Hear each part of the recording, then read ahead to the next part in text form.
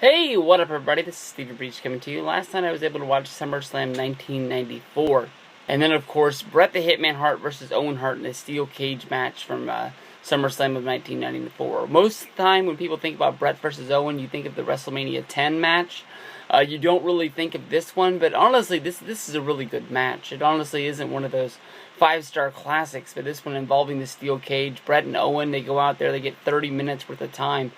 This is more than double than any other match on the card. Bret Hart beat Owen in front of the whole the whole Hart family who was ringside for this.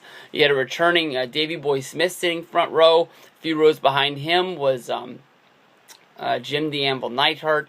You had Bruce, you had Stu, you had Helen. All of them were all out there with all of their family, taking up the first 3 rows of, not camera side, but, where the aisle side is, I guess you can say.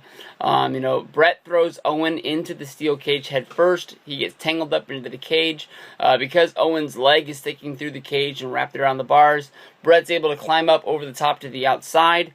Jim the Anvil Neidhart, who's sitting at ringside, jumps over the barricade, attacks Davey Boy Smith, who's celebrating the win.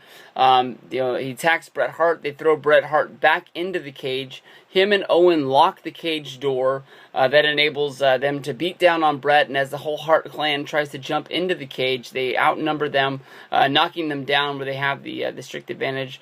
They go to a cutscene showing how the Undertaker versus Undertaker feud came to be, so you don't ever actually see how they got out of the cage. I understand you want to beat down Bret, who's inside of the cage, but basically, if everybody on the outside is trying to get in, and there's more of them than there are you, you're not going to be able to get out of that cage. You've cornered yourself in, and Bret's going to get up sooner than later.